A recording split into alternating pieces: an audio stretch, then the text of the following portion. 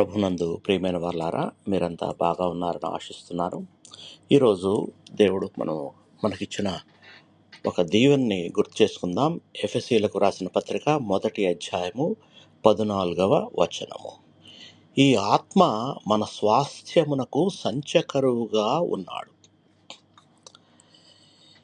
ఈ వాక్యం ఏం చెప్తుందంటే, సంచకరువు అంటే ఆయనే మన స్వాస్థ్యమునకు సంచకరువు. ఈ సంచకరువు అంటే ఒక హామీ, ఒక భరోసా, ఒక గ్యారంటీ, ఒక ముందస్తు నిశ్చయం అని అర్థం. ఇంగ్లీష్లో అయితే సంచకరువు అంటే పెయిడ్ ఇన్ ఫుల్ అని అర్థం వస్తుంది. దేవుడు మనకు పరిశుద్ధాత్మనిచ్చినప్పుడు అది ఆయన మనలను విడిచిపెట్టలేదని, పరలోక స్వాస్థ్యము మనదేనని ఇచ్చిన ఒక గొప్ప నిర్ణయం. మన జీవితంలో ఎన్నో అనిశ్చితులుంటాయి. ఆరోగ్యం, ఉద్యోగం, కుటుంబ సమస్యలు, మానసిక సమస్యలు కలవరపరుస్తాయి. కానీ పరిశుద్ధాత్మ మనలో నివసిస్తూ నీవు దేవుని సంతానము అని ఒక గొప్ప ధైర్యాన్ని ఇస్తాడు. మనం బలహీనపడినప్పుడు ఆయన ఆదరిస్తాడు. మనం ప్రార్థించలేని స్థితిలో ఉన్నప్పుడు ఆయన మన కొరకు విజ్ఞప్తి చేస్తాడు.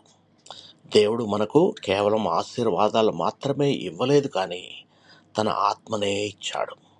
ఇది ఎంత గొప్ప ప్రేమ అంటే, పరిశుద్ధాత్మ మన జీవితంలో మనలో ఉన్నంతకాలం దేవుని వాగ్దానాలు ఎప్పుడూ మనకుంటాయి. పరలోక మహిమ మనకు సిద్ధంగా ఉంటుంది.